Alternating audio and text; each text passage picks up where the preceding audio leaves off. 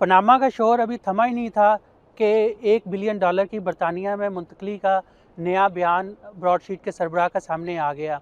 मेरे पीछे लंदन की ये वो अदालत मौजूद है जिससे 2 वीक पहले नैब के ख़िलाफ़ एक हुक्म आया था जिससे तकरीबन $29 मिलियन पाकिस्तानी हुकूमत को देना पड़े ब्रॉडशीट को। शुरू में तो नवाज शरीफ कैंप ने इसकी काफ़ी खुशियाँ मनाई और नवाज शरीफ का वो बयान भी सामने आ गया कि खोदा पहाड़ और निकला चूहा। लेकिन जैसे ही लंदन के एक सहाफ़ी इरफान हाशमी ने ब्रॉडशीट के सरबराह के साथ इंटरव्यू किया और उसने इंकशाफात किए तो ये पनामा से भी बड़ा केस बनकर सामने आ रहा है। बरतानिया में $1 अरब किस सियासतदान ने मुंतकिल किए थे, इस खबर को लेकर बरतानिया समेत पाकिस्तानी अदारे हरकत में आ चुके हैं और बाज़ार ऐसा लगता है कि नवाज शरीफ के ख़िलाफ़ घेरा तंग हो रहा है और आने वाले दिनों में इन्हें मज़ीद इंकशाफात का सामना करना होगा। ब्रॉडशीट के सरबराह के बयान के बाद पता चलता है कि दाल में कुछ काला ही नहीं बल्कि सारी दाल ही काली है। $1 बिलियन मोस्टली तो पाकिस्तान के 99% लोगों को पता भी नहीं होगा कि इसमें कितने सिफर शामिल हैं। अब पाकिस्तानी हुकूमत पे ये मुनसर है कि वो इस बयान को कैसे लेती है, लेकिन हमारी ज़राए के मुताबिक पाकिस्तानी हुकूमत इस पे काम कर रही है और इस केस की जो तफसील है वो हम आपको तफसीलन बयान करते हैं। ब्रॉडशीट के सरबराह के बयान के बाद पता चलता है कि दाल में कुछ काला ही नहीं बल्कि सारी दाल ही काली है। पाकिस्तानी सियासत में इन दिनों ब्रॉडशीट नामी एक कंपनी और इसके सरबराह कवे मौसवी की तरफ से सामने आने वाले हालिया बयानात जिसमें उन्होंने कहा कि उन्हें पता है कि बरतानिया में $1 अरब किसने मुंतकिल किए और शरीफ खानदान ने तहकीकात को सामने ना लाने के लिए रिश्वत की पेशकश भी की। गो के हर तरफ इसके चर्चे और हुकूमती सतह पर तहकीकात भी हो रही हैं। कवे मौसवी बुनियादी तौर पर इंसानी हकूक के वकील और बरतानिया के शहरी हैं। वो बरतानिया की ऑक्सफोर्ड यूनिवर्सिटी में कानून की तालीम भी दे चुके हैं और बैनुल अक़वामी मसालती अदालत में सालिस के तौर पर भी काम कर चुके हैं। BBC को एक इंटरव्यू देते हुए कवे मौसवी ने यह दावा किया है कि उन्होंने साबिक वज़ीर आज़म नवाज शरीफ के खानदान समेत कई पाकिस्तानी सियासतदानों के बैरून ममालिक में बनाए गए लाखों डॉलर्स मालियत के बैंक अकाउंट्स और असासाजात का सुराग लगा लिया था। इसी तनाजुर में इनके इस बयान ने पाकिस्तान में एक नई बहस को जन्म दिया है जिसमें उन्होंने इल्जाम आयद किया है कि शरीफ खानदान ने अपने असासाजात के हवाले से इनकी तहकीकात को सामने ना लाने के एवज उन्हें $25 मिलियन रिश्वत की पेशकश की थी। शरीफ खानदान की तरफ से इन इल्जामात की तरदीद की गई है। कवे मौसवी ने दावा किया है कि इसी अदालती कार्रवाई के दौरान सन 2012 में अंजुम डार नामी एक शख्स ने इनसे राब्ता किया और खुद को नवाज शरीफ का भतीजा जाहिर किया। कवे मौसवी ने BBC को बताया कि पाकिस्तानी सियासी शख्सियात के बैरून मुल्क असासाजात का सुराग लगाने के लिए अपनी खिदमात पेश करने के हवाले से मौजूदा पाकिस्तानी हुकूमत के साथ इनकी बातचीत जारी है।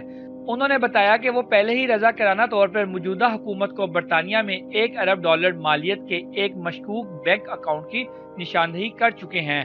ताहम पाकिस्तानी हुकूमत ने ताहाल इसका खोज लगाने में दिलचस्पी जाहिर नहीं की।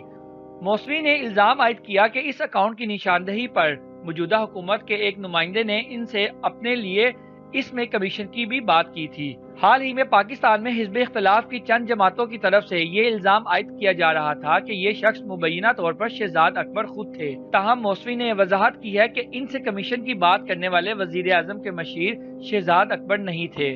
कवे मौसवी के मुताबिक हुकूमत के साथ माहिदा हो जाने की सूरत में वो शरीफ खानदान के खिलाफ जमा किए गए शवाहिद पाकिस्तानी हुकूमत के हवाले कर सकते हैं।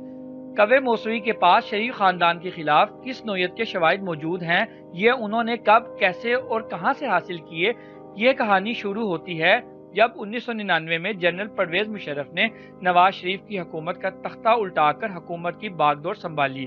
तो परवेज मुशर्रफ ने साल 2000 में नवाज शरीफ, बेनजीर भुट्टो, आसिफ जरदारी समेत दूसरे सियासतदानों की बैरून मुल्क जायदादों का पता चलाने के लिए नैब के जरिए इस ब्रॉडशीट फर्म की खिदमात हासिल की। माहिदे के मुताबिक नैब ने उन्हें मतलूबा दस्तावेजात फराहम करना थी जिनकी बुनियाद पर ब्रॉडशीट को इन अफराद की तरफ से बैरून मुल्क रखी गई मुबैना करप्शन की रकम का सुराग लगाकर सबूत फराहम करना थे और उसे पाकिस्तान वापस लाने में मदद फराहम करना थी, जिसके बदले लूटी हुई रकम वापस आने की सूरत में इसका 20% मुआवजे के तौर पर ब्रॉडशीट को मिलना था।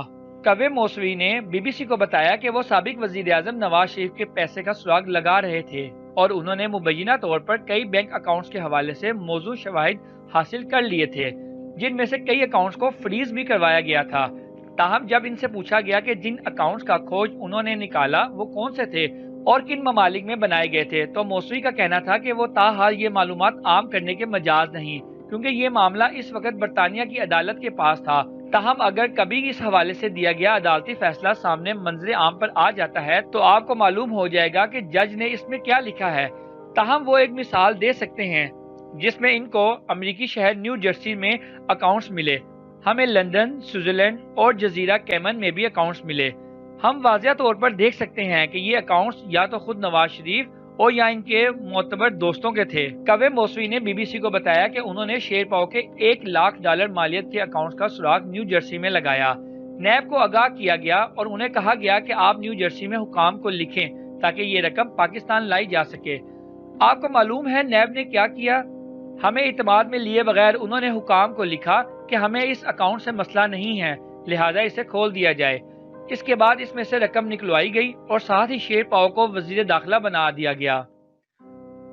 کوے موسوی کا کہنا تھا کہ نیب نے اہداف کے پیچھے جانے کے بارے میں فراہم کی جانے والی خفیہ معلومات بھی لیک کی۔ ہم ایک ہدف کے پیچھے جاتے تھے تو پتہ چلتا تھا کہ وہ پہلے ہی اکاؤنٹ سے پیسے نکلوا کر اکاؤنٹ بند کر کے نکل گیا ہے، کیونکہ نیب کے اندر سے کوئی انہیں پہلے ہی خبردار کر دیتا تھا کہ ہم اس کے پیچھے آ رہے ہیں۔ کوے موسوی کے مطابق جب ہم اس حوالے سے نیب سے سوال کرتے تھے تو وہ انتہائی ڈٹائی کا مظاہرہ کرتے ہوئے نہ صرف یہ کہ اس کی تردید نہیں کرتے تھے بلکہ ہمیں کہا جاتا تھا کہ آپ اس شخص کا نام اہداف کی فہرست سے نکال دیں۔ نواز شریف کے ساتھ مشرف نے سعودی عرب کے کہنے پر دسمبر 2000 میں ڈیل کر لی اور انہی دنوں بے نظیر کے ساتھ NRO کی باتیں ہونا بھی شروع ہو گئی تھی۔ چنانچہ براڈ شیٹ کے ساتھ کیا گیا معاہدہ اب بے اثر ہو کر رہ گیا اور نیب نے 2003 میں معاہدہ ختم کرنے کا فیصلہ کر لیا، جس کے نتیجے میں براڈ شیٹ نے 2006 اور 2008 میں لندن ہائی کورٹ میں ثالثی کا مقدمہ دائر کر دیا۔ لندن ہائی کورٹ نے اس کا فیصلہ براڈ شیٹ کے حق میں سنایا، جس کے بعد عدالتی حکم پر انہیں برطانیہ میں پاکستانی سفارتخانے کے بینک اکاؤنٹ سے لگ بھگ $29 ملین کی رقم ادا کی گئی۔